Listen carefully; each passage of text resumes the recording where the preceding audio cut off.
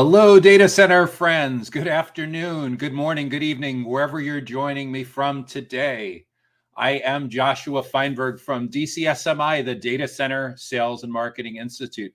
We're all about elevating the role of go-to-market sales and marketing professionals in the growth of the data center industry. And welcome to this week's Data Center Go-to-Market Sales and Marketing Q&A live show. Each week, I tackle some of the most pressing issues facing data center sales, marketing, customer success, product management, channel partnerships, and executive sponsor professionals in and around the data center industry. It doesn't matter whether you're part of a data center operator, like in co-location, wholesale, hyperscale, edge, or modular, or maybe you're part of a technology company that sells to or partners with data center providers, or a data center facilities related company, or perhaps you're in construction or real estate, or some facet of sales and marketing that partners with or sells to the data center industry. Either way, if you're looking to hone your craft, improve your best practices, and keep up with what's most important to stay top of mind with your most important prospect clients and partners,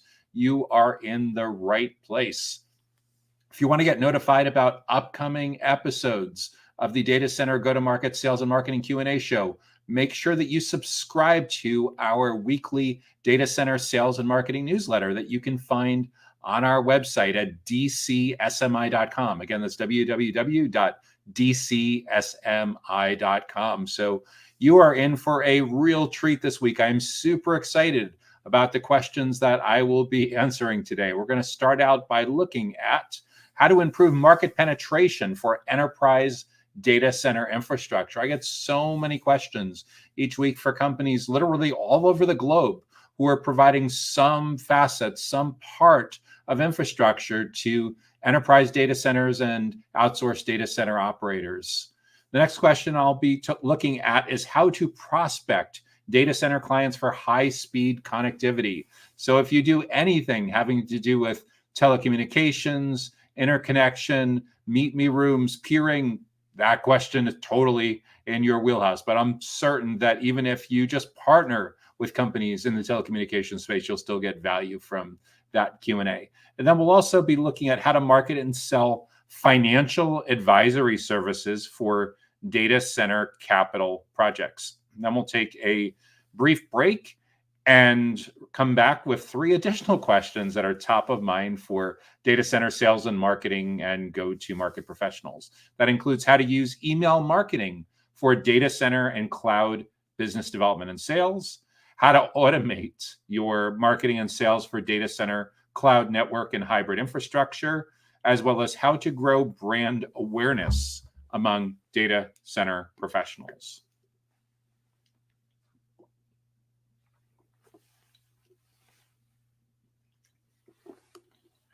So without any further delay, let's jump into this week's first question, which is, how can you improve market penetration for enterprise data center infrastructure? IaaS, infrastructure as a service, perhaps. So you're selling to either enterprise data centers or outsourced data center providers, data center operators, some kind of infrastructure, and you're trying to grow your penetration within the market. So the question is, do you currently have zero penetration? Or do you currently have zero client base? Or you're brand new as a startup? Or do you have some growth, some footprint within the industry? It really doesn't matter. Where I'm going to tell you to start is to first look at where you've been most successful in and around the data center industry. What kinds of clients have you worked with successfully in the past? When I look at your website and I look at reviews, recommendations, case studies, testimonials, what kinds of data center related clients have you worked with? And you notice a pattern among them, enough of a pattern where you can build a ideal client profile, an ICP, around who you want more of. In other words, are there certain sizes in terms of square footage, in terms of kilowatts, in terms of megawatts? Are there certain locations that are an especially good fit or especially bad fit in terms of geographically? Maybe you just sell nationally or regionally or globally. That's super important. And are there certain kinds of business models where you're a better fit than others? This is probably most relevant within enterprise data centers, but it could be relevant if there's some kind of industry or business model specialization within the data center operators. So that will help you figure out how to build your simple one-page ideal client profile, the kinds of companies you want to be attracting. And then within those companies, there's more than likely a couple of different kinds of stakeholders that you interact with when you go out to visit with those data center related companies. So those would be the buyer personas. So first you figure out who the most important stakeholder is that you need to build relationship with, that we could designate as a primary buyer persona. By the way, a buyer persona is a semi-fictional representation based on actual research and some select educated speculation. It's super important that there be actual research. It's nice if you have some experience internally in selling to and servicing these kinds of data center companies with your infrastructure, but I would caution you to make that internal input no more than 20% of the data that goes into researching and building your buyer personas. So it's super important to get the words right out of their mouths, the buyer personas, not the words that we think they might be saying, but the words that they actually are saying, because all too often when we lean exclusively on input from ourselves or our internal sales team or marketing folks or customer success folks or even product folks, it's very easy to get tripped up by making bad assumptions that don't pan out in the reality of the words they actually use. So the research is really important. Figuring out who's primary, who's secondary, who's the most important, who's the second most important, and then figuring out a go-to-market plan of attack for getting in front of more people like that in those kinds of companies. In the course of building the buyer personas, you'll discover what their biggest goals are that they're trying to achieve with your infrastructure, what their biggest struggles or challenges or stressors are when they're having to deal with infrastructure within their data center. And once you know the consensus on those, it's so much easier for you to build educational content, thought leadership, subject matter expertise around their biggest goals, around their biggest challenges. Because it's no longer a good idea for your entire sales and playbook to depend on cold prospecting, on cold emailing, on cold calls, on cold messaging on LinkedIn, because so much of the journey, how people research and make their purchase decisions, has changed in recent years. Like 10 years ago, if I was answering this question, the standard number that everyone went to was 56%. Corporate Executive Board CEB, that's now part of Gartner, found that 56% of a typical buyer's journey was over before you met a prospect. That was researching, comparing options, and evaluating pricing. Fast forward to where we are today, and that number currently hovers around 83%. So it jumped from 56% to 83%. What that means is your prospects are now 83% of the way through their researching, comparing options, and evaluating pricing. They're 83% of the way through their decision-making process before you get to meet them. This is an enormous challenge to legacy teams that are stuck in the past using a playbook from 10 years ago. The best way for you to get footprint, to get invited in, to earn a seat on their side of the table is to stop acting like a transaction-focused salesperson that's just trying to make quota, and instead reposition yourself to be seen more like a teacher, a subject matter expert, a trusted advisor, a consultant, a thought leader. And if you're relatively new to the industry, in other words, you don't qualify as a thought leader because you haven't done the reps yet of at least a few years in the industry, then you want to be a great tour guide, a great concierge of other people's resources. But either way, the more you can position yourself to be seen like a consultant, like a Big Four consultant, someone where they'd have the aura, the positioning of like working for EY or KPMG or Deloitte or PwC, the more you can successfully pull that off, the better outcome you're going to have with building relationships with clients that need your data center infrastructure service. So first is get in the right context. Second is figure out a way to stay with those primary and secondary buyer personas, your future clients, throughout their whole research and decision-making process, throughout not just the final 17% of the buyer's journey, which most companies by default, that's the only place they're even making an attempt to stay relevant and grow their share. But not just the final 17%, but bring the full 100%. So how do you make sure that you stay in that prospect during that 83%? Teaching, education, great email marketing, promoting your thought leadership blogs and downloadable content and video, webinars, incredibly impactful for staying with data center infrastructure buyers throughout their full buyer's journey. And the webinars can't be like an infomercial. It's got to really be valuable educational content in the eye of the beholder, and by addressing their biggest goals and their biggest challenges with what I call conference grade content. What does conference grade content means? That your content is so good that the title and the abstract for sure would have got a thumbs up from the advisory committee of the conference 6 to 8 months before the conference date, because that's when they usually go out to line up speakers. Conference grade content that's so good when it got to about 2 months before the conference, and they said, okay, we put you on the conference website, you're on the conference agenda, we approved your title based on your bio and what you're going to talk about. Now show us your slides, because we want to make sure that your slides are not a nonstop infomercial. So you send in your slides, and your slides also get a thumbs up from the advisory council of the conference. And then the third and final check and balance is the mobile app. The mobile app surveys in particular that people fill out when they're at your event, when they're at your session or after your session, when they're asked what kind of value they got from. Because whether it's a webinar or whether it's a in-person event, if people are not getting value from what you're talking about, if they feel like it's a nonstop pitch, they're going to get up and leave. And with a virtual event, it's even easier for them to get up and leave because they're not being perceived as rude by walking out of an in-session conference. So when I say conference grade content, that's the bar that we should be setting, is that conference that's content that's so good that if they paid a fraction of 5,000 euros or $5,000 all in to be there, or whatever your local currency was, to be at that event, by the time they get done paying for their registration and their hotel and their flights and their ride share and their meals and all the time away from the office, if they, for argument's sake, went to 15 sessions over a 2 or 3 day event, so they took that total divided by that, did they feel that they got way more value than what they spent? If they did, you're hitting the right bars. So if you're serious about growing market penetration for data center infrastructure, make sure that you're focused on what your buyer personas care about, their biggest goals, their biggest challenges. Make sure you recognize that they don't want to be cold pitched anymore. They don't want to get cold calls. They don't want to get cold emails. They don't want you begging to hop on a call with them for 10 or 15 minutes. That's old crap. It's the old way of doing things. And unless you're selling to people that are like over 80 that never figured out how to use a smartphone, there's a really good chance that you need to update your playbook.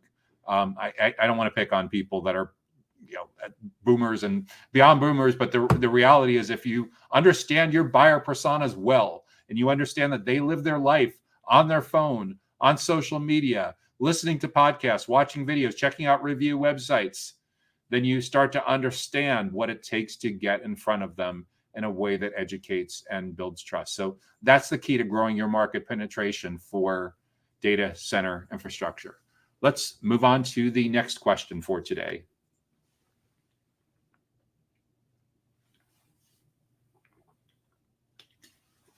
This is a great one. How do we prospect clients for high-speed connectivity? How do we prospect clients for high-speed connectivity? So this is primarily intended for go-to-market professionals in and around telecommunications. You do something having to do with peering or meet me rooms or interconnection, and it's a huge issue. Because if it wasn't a huge issue, we wouldn't see an explosion in demand for edge data centers. Everyone is on, bad joke, but on edge. Everyone's super concerned about proximity and reducing latency. And sure, part of that is edge. Small data centers much closer to the source of where the users are. But part of it is getting better at the telecommunications and the interconnectivity and carrier neutral and providing more value for end customers. So if you want to prospect clients for high speed connectivity, it's super important to understand your business model, what you do best, and what kinds of clients that you've worked with in the past, because there's a lot of different kinds of data center clients that buy connectivity. Some are in the co-location business and wholesale. They may not be as quite involved in that. Hyperscale is a completely different way of looking at connectivity. Edge and modular have very, very different asks when it comes to connectivity. So we need to be very enterprise data centers are their own separate being. So we need to get super clear about what kind of data center you want to be selling to. We need to know where they're located geographically. We need to know their size. Most often, you're thinking size in terms of kilowatts or megawatts or perhaps square footage. But the reality is when it comes to go-to-market and prospecting, the easiest thing to get a hold of is number of employees at a particular data center location. But sure, it can be helpful to, of course, know the size of the facility and how much power is coming into the facility. And then we set about, from our ideal client profile, building a target account list and building out buyer personas. I would caution you too to think about prospecting in a different way than you would have thought about it in the past. 10 years ago, if we were talking about prospecting for telecommunications, you probably would have told me about how fantastic you are at making cold calls and sending amazing cold email messages and cold LinkedIn messages. I remember there was even a guy a few years back who had a fantastic YouTube and LinkedIn contact showing him making cold calls for being a broker in and around telecommunications. I don't know if he still does this. I don't even remember the gentleman's name, but he would actually record himself on his side, literally, I think it was, can you give me 23 seconds or 27 seconds or something to tell you why I called? And it was such a small ask that a lot of times they actually said, yeah, okay. And he had the countdown timer with the 23 or 27 seconds or whatever to tell him why he called. But so here's the thing. People are tired of the gimmicky approaches. They don't want your gift card. Their professional attention is not for sale. The last thing in the world they should be doing is thinking about taking a bribe from you to skirt their employer's best interest. And in order for you to be invited into their side of the table, to be seen as a trusted advisor, a consultant, as an expert, you need to show up as an expert. And an expert isn't just prepared to answer basic questions, especially the table stakes that you need to know your website and all your thought leadership that your company publishes inside out and backwards. The most embarrassing thing you could possibly do is show up to a sales appointment and have a prospect that knows your website and knows your content better than you do. So that's table stakes. What's more important to make an impact as a teacher, as a consultant, as a subject matter expert, is to understand what their business model is and what their role is, and be able to anticipate what they're going to want to know next, and then next after that, and then next after that. Be 2, 3, 4, 5 steps ahead of them, like a chess game, not just prepared to answer the questions that you know that they do currently have. So that's the most important way to approach prospecting in the data center marketplace where we are right now, is to recognize that buyer preferences have drastically changed. It used to be the typical sales cycle was about half over before you got to meet a prospect. Now it's about 80 to 90% over. Gartner puts that number at 83%. 83% of a typical considered B2B buyer's journey is now over before you meet a prospect. So it's kind of like you're locked out of the game. If we're going to use a basketball or football or soccer analogy, you're locked out of the game till the fourth quarter. You're not allowed anywhere near the prospect. They don't want to spend any time with you. They're highly allergic to spending time with salespeople. If you like baseball analogies, we're deep into the 8th inning before you're allowed into the suite to have a conversation with a prospect. That's how bad the sales allergy has become. That's how much in favor your prospects are of a self-driven buyer's journey. These things were in the works even before the pandemic, but 2 years of everyone staying at home and getting used to groceries and travel and research and shopping and everything completely self-driven, self-serve, and chatbots and AI and ChatGPT and everything. So we're now in the self-driven buyer's journey, and the only way you're going to earn the attention is to be seen as a consultant and a teacher and an expert, not a transaction-focused salesperson. So if you want to talk about how to better improve how you prospect your company's high-speed connectivity for your data center clients, make sure that you're prepared to show up more as a consultant. Like, that looks more like you work for a big four firm, and the interaction should feel like they're getting free consulting rather dealing with someone who's hell-bent on putting them through an incredibly obnoxious prospecting process and a painful sales process. Treat them like they're a client of yours as opposed to a prospect, as opposed to someone that you're trying to close. Guide them through their buyer's journey like a tour guide, like a concierge, rather than a salesperson. Because the last person that most people want to talk to in that situation is, you guessed it, a pushy, obnoxious salesperson. They want someone that can help them solve their problems. And the better you're able to present yourself as someone that knows their business model really, really well, that knows that kind of company really, really well, that's worked with a whole bunch of similar people in those job functions in that role at that company, and you know that really, really well, the more value you can add to how they navigate and select from their available options. That's the most effective way to prospect data center clients who are looking for high-speed connectivity. Focus on their problems, not yours. Next question up.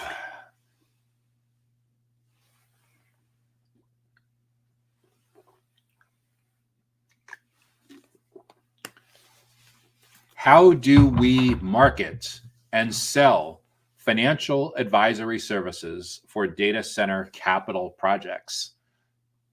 So we're in the financing, we're in the lending business or equity business. How do we deal with financial advisory services for data center capital projects? These are huge projects usually, right? Hundreds of millions. It used to be that people were building data centers for tens of millions, right? Now they're many times hundreds of billions, sometimes even more than that, or your local currency equivalent. So the capital business is big, big business. And it used to be like 10 years ago that the only way that the topic of data centers made it to mainstream financial media, like the Wall Street Journal, Barron's, the Financial Times, Bloomberg, CNBC, was when these publicly traded REITs, real estate investment trusts, reported on their quarterly earnings. And then they'd have the CEOs on and they'd talk about what happened during that quarter. Now we're living in a world where NVIDIA is a household name. Millions of people have used ChatGPT or Bing or Copilot or something like that. And all of a sudden now, nearly every day, whether it's talking about sustainability issues, power and cooling issues, running out of grid power, data centers competing with grid power, with the EV, the electrical vehicle industry, all of the above are part of the reasons why now you go to a family birthday party, you go to a community barbecue or soccer game, and all of a sudden people that have jobs way outside of the IT industry are super curious to pick your brains about these topics. So someone that does financial deals for big data center capital intensive projects, what should they be thinking about with marketing and sales? The reality is, unless your company is the top 5 incumbent option in the space and you already have massive brand recognition, the reality is we are all largely competing on the same level playing field. What does that mean? We need to understand who are the companies that we need to be selling these financial service, marketing and selling these financial services to. How do we know who the companies are? Well, we look at where we've been most successful in the past. And from there, we'll build out an ideal client profile of what industry or business model they're in. Are these private equity firms? Are these venture capital firms? Are these real estate investment trusts? Are these data center operators? Only you can answer that question, depending on the nature of your financial services. But you for sure need to narrow that down and bake it into your one-page ideal client profile that defines the business model, the industry, their company size, usually some indication of like employees or revenue or assets under management or something that's relevant to you being able to narrow down who it is that you're trying to market and sell to. And from there, you'll go about building out a target account list of anywhere from a couple dozen to usually a few hundred. Sometimes it's more than that, of companies that you think would be a really good fit from your financial services. Then once you know the companies and you have a defined finite list of who you want to get in front of, then we need to know the people within those companies that you need to be marketing and selling to, who you need to build a relationship with. Is it CFOs? Is it CEOs? Is it someone else? Is it a construction person? Is it a partnership person? Is it a real estate person? Only you can answer those questions, but this is the thought process that you should be going through. Where have you been most successful? How do you document the kind of company that you need to be marketing and selling to? Building out a defined target list of companies that meet that criteria. And then who are the people within those companies that you need to educate and build trust with? And then once you know who the 2, 3, 4 different kinds of people are that you need to be marketing and selling and building these relationships with, then you build out a buyer persona for each of them. That's a blueprint that documents things like their biggest goals, their biggest challenges that they're struggling with. What if they get right, gets them a huge promotion and a bonus? What if they screw up, could put their job and their career in jeopardy? Once you know the consensus on that, it's much easier for you, one goal at a time, one challenge at a time, to start creating content that educates and builds trust around those biggest goals, those biggest struggles, those biggest stressors that people are facing when it comes to capital requirements for data center projects. And how you address those? Well, you need to recognize that most people don't want to talk to salespeople anymore until they're at the absolute end of their research and decision-making process. It wasn't always this way. 10 years ago, people got about halfway through their sales process, their research and decision-making process, before they were willing to talk with a salesperson.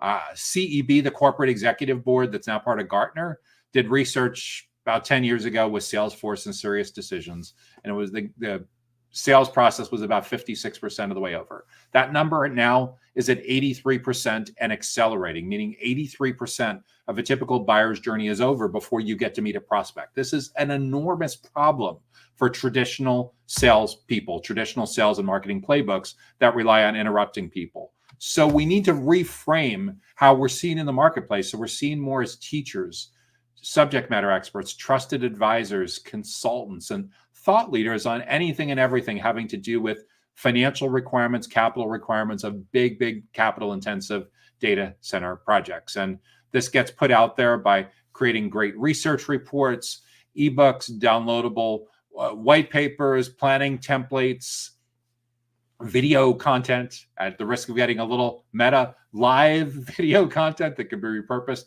in a lot of different ways that does a one-to-many with educating and building trust. And frankly, email marketing and social media and virtual events like this are one of the best possible playbooks that you can use to stay with prospects throughout their full buyer's journey. See, most people in the data center industry are placing too big of a bet on a single interaction. These are the companies that are putting on these fantastic cabana parties poolside in Las Vegas, or they're sponsoring these amazing golf tournaments. But the problem is that's just 1 or 2 touch points out of the 28 touch points, the 24 or so touch points in between complete stranger and a purchase decision. So unless you have the unicorn prospect who is going to sit on their hands for the next 364 days, you need a way to stay with them throughout their full buyer's journey. So think about segmentation,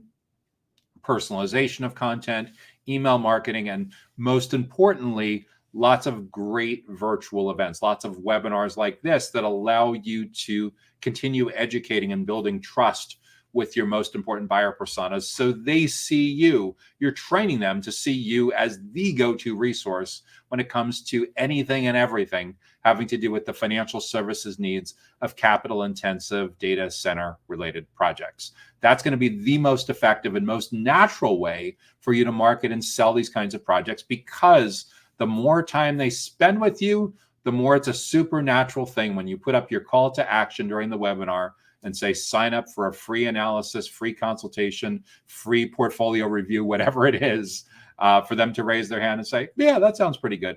And I would also caution you that not only do you need webinars for each kind of buyer, each kind of buyer persona, but you should have a few different kinds of webinars depending on where they are in the journey, whether they're early stage in awareness, whether they're in the middle at consideration, or they're getting towards the end at decision stage. Because again, this sales allergy is not going away. People are not going to wake up one day and crave the kind of interactions they used to have with sales teams 10 or 20 years ago. No more than people are going to wake up one day and crave a renaissance of printed phone books or printed newspapers or Blackberries or Palm Pilots or fax machines or dial-up modems.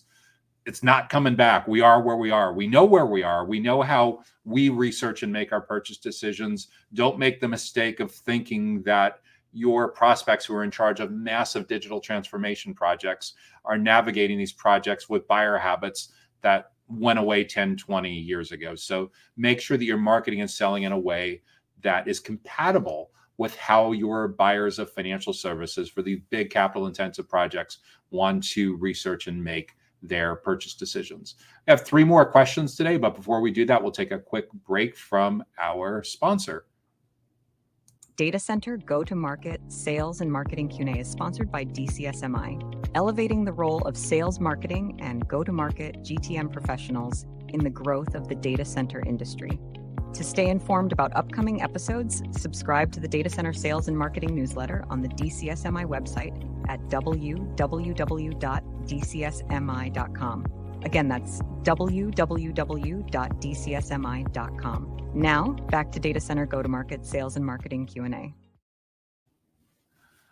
Welcome back to the Data Center Go-to-Market Sales and Marketing Q&A show. I'm Joshua Feinberg from DCSMI, the Data Center Sales and Marketing Institute. We are all about elevating the role of sales, marketing, and go-to-market professionals in the growth of the data center industry. And each week on this live stream Q&A show, I address a handful of questions that are top of mind for data center related professionals in sales, marketing, customer success, product management, channel partnerships, and executive sponsor roles. So with that, we're going to address a few more questions during today's show. And the next question up is, how do we use email marketing for data center and cloud business development and sales? What are the best practices for email marketing when it comes to data center, cloud, business development, and sales?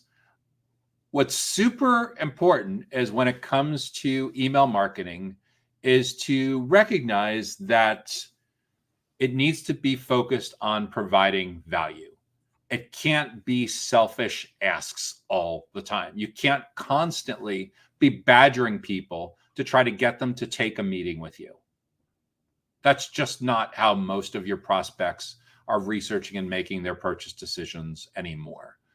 You can ask for a meeting from time to time, but recognize that only maybe 5 or 10% of your ideal prospects are what you call in market, are ready for that kind of conversation now.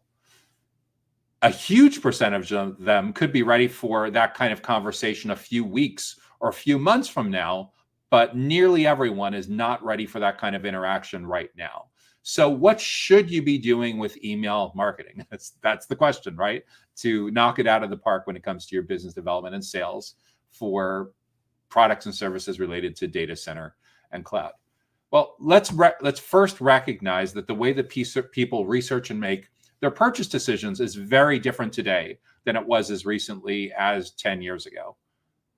10 years ago, if we were having this conversation, about half of their research and decision-making process would be over before you got to meet them.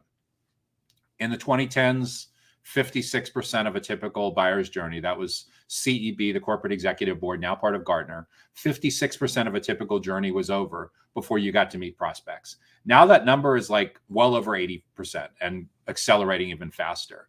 In other words, nearly all of your prospects' research and purchase decisions are over before they have an interest in spending time with someone from your sales team.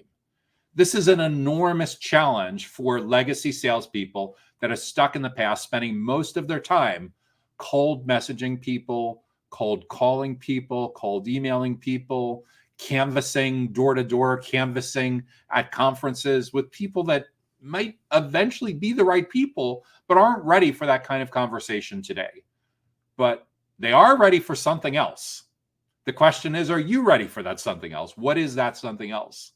Well, during their early stages and their middle stages of their buyer's journey, we're going to call that the awareness and the consideration stage, and eventually into the decision stage, there's a whole bunch of goals that they need to figure out. There's a whole bunch of challenges and things that are stressing them out. When we know the consensus on what those goals are, and when we know the consensus on what those challenges and stressors are, we can show up in a way that your prospects are actually open to speaking with you, or at least listening to you and accepting and inviting you, so to speak, onto their side of the table. So you earn some mind share, so you earn their attention. So this is a reframe of being seen as a transaction-focused, commission-hungry salesperson to a reframe or a reboot to be seen more as a teacher, as a consultant, as a subject matter expert, as a trusted advisor, perhaps even a thought leader. So instead of being seen as someone that's just trying to close a prospect, your sales professionals, your customer success professionals, your entire go-to-market team needs to have the aura, the vibe, the positioning more like a big four consultant. Sophisticated, understands how to solve business problems, diagnoses before they prescribe, never, ever, ever does an obnoxious transaction-focused pitch. In other words, your team should look more like they're showing up from PwC or EY or KPMG or Deloitte. And with that mindset, your prospects will be a lot more receptive to spending time in that kind of context. How are they spending time? They're reading blog posts, they're watching videos, they're reading social posts, they're talking about these topics on social media, they're engaging with emails that add value, they're attending webinars, perhaps lots of webinars, depending on how interested they are on the content that you are producing and hosting and essentially sponsoring. So when it comes to email marketing best practices for data center and cloud related products and services, your email marketing needs to focus on what they care about, not what you care about, what they actually care about. How do we know what they care about? Because after we built out the ideal client profile, after we identified and prioritized our primary and our secondary buyer persona, we did the research. What do we mean by do the research? We didn't assume that we know what their goals are and what their challenges are, because there's a couple things by default that people mess up when it comes to this kind of question.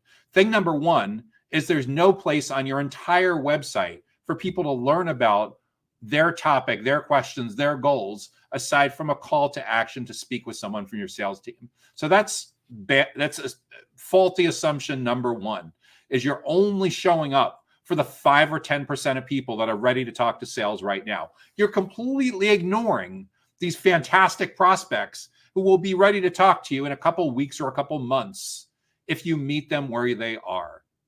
So that's problem number one, is if you're doing anything at all, it's all focused on decision stage prospects. Problem number two is you're making the assumption that your internal team members know your primary and secondary buyer persona's goals. And they might kind of sort of know a piece of that information, and maybe they should be 20% of the input that goes into your research, but it should be no more than 20% of the input that goes into your research.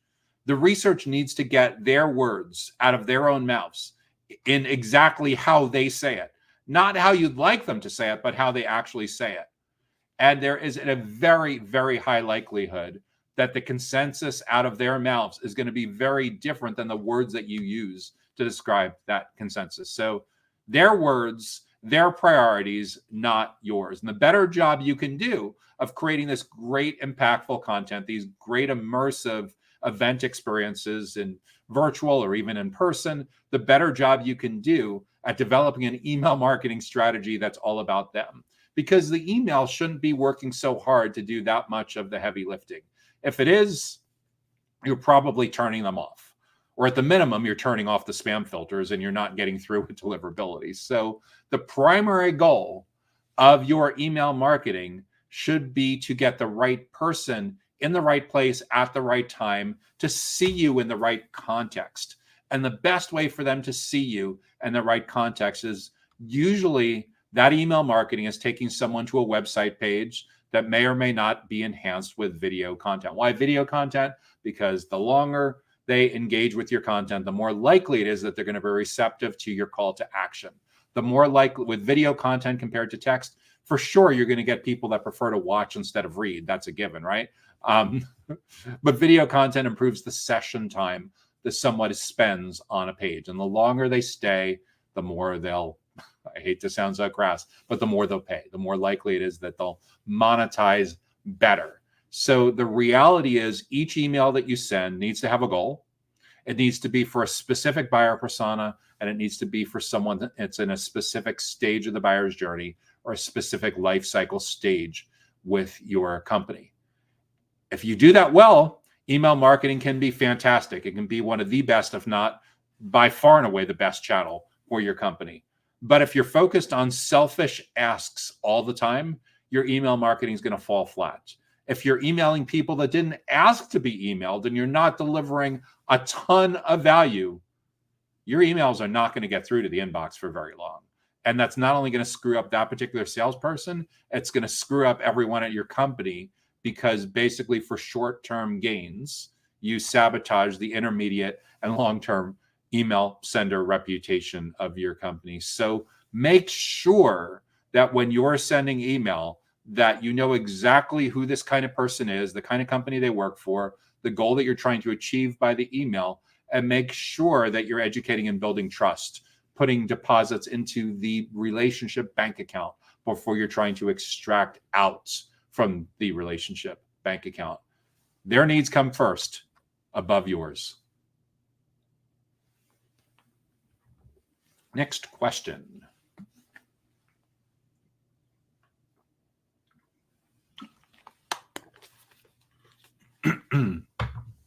How do we automate marketing and sales for data center, cloud, network, and hybrid infrastructure? How do we automate marketing and sales for data center, cloud, network, and hybrid infrastructure? That's a great question. And like most things in life and in business and the data center industry, it depends. What does it depend on? I'd say for starters, whether your particular product and service and whether your business model and your target addressable market, your ideal client profile, is conducive to self-service, or whether they still largely need a sales-led experience.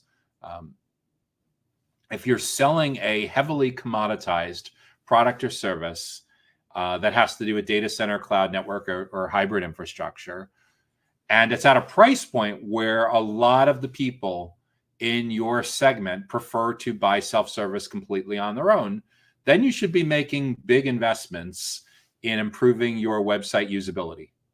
You should for sure have a product manager or product management team that spends a lot of time understanding what your ideal clients in each of your segments wants from your company, the messaging that needs to be there from a product marketing standpoint, what they want to experience during sign up, what questions that you need to proactively answer. So that would be like a self-service or product-led growth type of experience. And that's how you would typically automate it. It's going to be very much driven and led by a product manager working together with a product manager. And sure, there'll be an opportunity in many cases for people to be able to raise their hand and get some assistance, but it's primarily intended for people to sign up in a self-serve motion. Actually interviewed someone for the podcast a couple of weeks ago, and I think his exact words were "smile and dial is dead." And the real work of the sales team ends up post-purchase when someone signs up for an initial purchase, and then you're figuring out how you can, one, help them get more value from what they already purchased, and two, how you can expand that account, how you can expand that relationship. And essentially, it's a basic framework around customer success where your clients, your customers need to get initial value, intended value, and then extended value for them to be open to an expansion revenue opportunity. Because believe me, they're not thinking about how they can spend more with your company.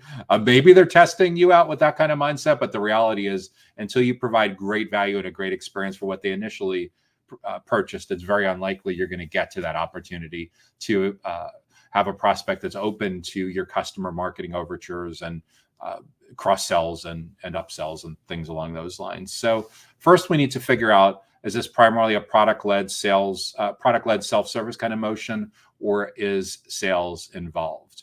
If sales is involved when it comes to automating marketing and sales, we need to recognize and respect that the buyer's journey today is very different than it was as recently as 5 or 10 years ago. Most B2B buyers for things in and around cloud services and network infrastructure and data center related products and services, they're going very deep into the buyer's journey on their own now, researching and comparing options and evaluating pricing largely in a self-serve motion. Gartner, in case you haven't heard, 83% of a typical buyer's journey is now over before sales contact. So what do we do early on? Well, we need to have a way to have an active role in that first 83% because they're researching and they're learning from someone. If you want to be on that short list, that someone better be you. It better be your company. And the way we earn a virtual seat at the table during that first 83% of the journey, when all of brand loyalty and purchase preferences are formed, is we got to be in the education business. We have to educate and build trust with our prospects. So one of the most effective ways to invest in automating marketing and sales is to think about who your ideal company is that you want to be targeting, building out that target account list, fleshing out the buyer personas, and developing amazingly impactful, helpful educational content that allows you to stay with your buyer personas, especially your primary and secondary buyer personas throughout their buyer's journey. So things like blogs, videos, research reports, infographics, email marketing, social nurturing, and especially webinars to get your most interested prospects to spend more time with people from your team in a way that allows them to learn more about how they can address their goals, how they can solve their biggest challenges. So, and that webinar program should be contextual to who they are and where they are in their buyer's journey. In other words, if you want to have options that cover awareness and consideration and decision for 2 different buyer personas, you have 6 boxes to fill. How are you going to fill in those 6 boxes? You got at least 6 different kinds of webinars before you have to go into rerun mode. Super, super important. So when it comes to automating, are we automating self-service sign up and self-service onboarding, or do we need to be automating the education and the trust building? And a lot of that comes down to your unit economics, the ideal client that you profile, your addressable market, their purchase preferences, and essentially what business that you're in. So those are some food for thoughts to think about when it comes to automating marketing and sales for data center, cloud, network, and hybrid infrastructure. One more question that we're going to address for today in this week's Data Center Go-to-Market Sales and Marketing Live Q&A show.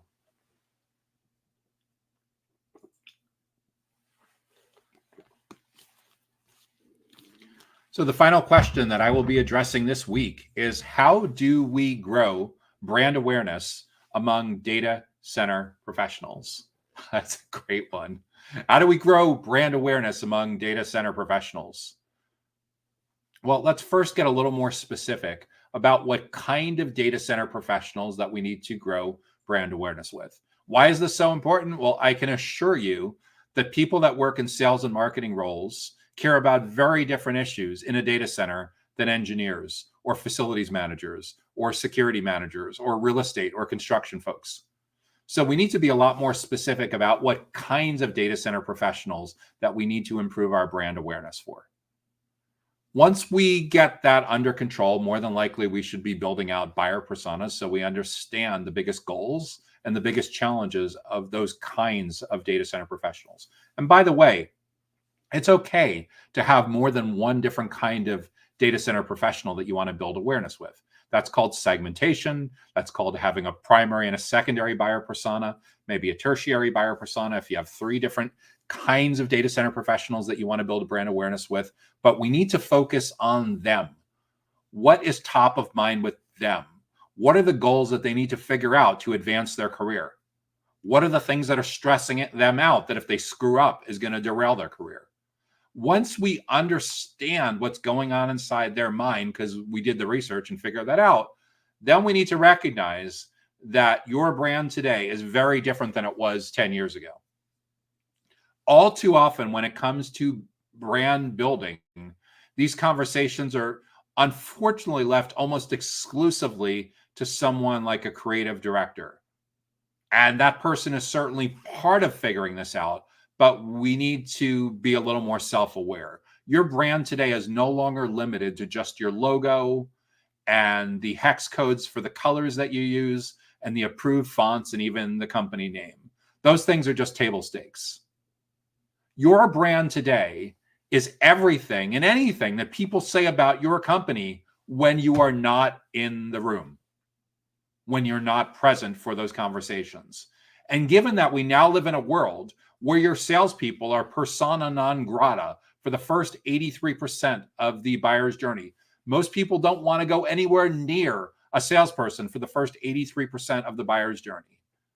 We are not in the room for very much of the research and decision-making process anymore. So we need to recognize that those conversations that we're having about our company are being heavily influenced by something else. What is it being influenced by? A combination of digital word of mouth and our content.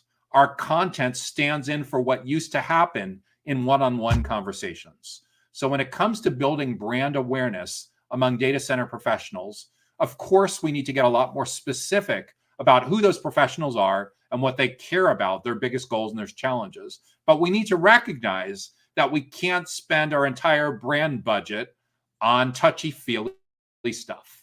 It can't just be about the logos and the company name and the color codes and the fonts and strictly creative. We need to have resources to recognize that our brand is now the totality, is now the sum of everything that people say about our company when we're not in the room. And given that we're not in the room for very much anymore, we need a way to get in the room. How are we going to get in the room? Our salespeople can't be perceived as salespeople anymore that are just focused on a transaction. We need to reposition our sales and our customer success talent to be seen more like teachers, professors, educators, subject matter experts, advisors, and even thought leaders. And the way we do that is we need to start from a very buyer-centric perspective and recognize that the buyers are in the driver's seat. As sellers, we are no longer in the driver's seat. So what can we do to meet buyers where they actually are? Not where we'd like them to be, but where they actually are. Well, that's part of building a brand, is we need to have content and event experiences that allow us to spend time with these prospects in a way so that we're seen as the teachers. And by doing so, when we do this well, and once we recognize that there's like 2.5 dozen, like 28 touch points between complete stranger and purchase decision, and we figure out that this isn't a one and done thing, we're not going to get it done by just having a great social event or a great golf tournament or a great party or something like that at a conference. We need to figure out a way to stay with people so we have a presence during many or most of those 28 touch points. We got to get serious about understanding who they are, what they care about, and figuring out a way to show up as the teachers. So we help influence their perception of our brand so it's positive, so we stay on the short list. And we also get to frame the purchase criteria that they'll use during the middle of their buyer's journey, during the consideration stage when they compare the different options that are available to them. If we do that well, we'll be successful in building our brand awareness among data center professionals. If we bury our head in the sand and try to pretend like all of our prospects are the edge cases and the exceptions rather than the rule, and none of them use smartphones and none of them are influenced by social media or digital word of mouth or review videos or podcasts or webinars or any of these digital things that are no longer nice to haves but now must haves, well, we're not going to get very far. So we need to be super cognizant of the world that we live in right now. The phone book isn't coming back. People aren't yearning for more printed newspapers in their driveway. It's very, very unlikely that we're ever going to see dial-up modems and fax machines again. And accept where we are and live in the present and live in the future, especially if you're in the AI business. I think one of the most ridiculous things I come across is people that are selling things related to AI that are using this playbook from back when nobody knew what AI was unless you were a data scientist or an analytics person or something like that. So we need to be very clear about where our buyer personas live. We need to be very clear and very self-aware of what our buyer personas want our role, want our function to be in their buyer's journey. And we need to do a fantastic job of doing that to build brand awareness among the data center professionals that are most important to the growth of our business. So that was the final question that we'll have time for in this week's Data Center Go-to-Market Sales and Marketing Q&A show. I'm Joshua Feinberg from DCSMI, the Data Center Sales and Marketing Institute. We're all about elevating the role of data center sales and marketing and customer success and product and channel partnerships professionals in the growth of the data center industry. To get notified about upcoming events just like this, make sure that you subscribe to our Data Center Sales and Marketing weekly newsletter that you can sign up for right on our website at dcsmi.com. I wish you great success in growing your business. And if you have a topic idea that you'd like us to discuss in a future episode, a future show for Data Center Go-to-Market Sales and Marketing Q&A, feel free to reach out as well. Enjoy the rest of your week. Enjoy the rest of your day. Stay safe. And we look forward to seeing you back again next week. Take care now. Data Center Go-to-Market Sales and Marketing Q&A is sponsored by DCSMI, elevating the role of sales marketing and go-to-market GTM professionals in the growth of the data center industry. To stay informed about upcoming episodes, subscribe to the Data Center Sales and Marketing newsletter on the DCSMI website at www.dcsmi.com. Again, that's www.dcsmi.com.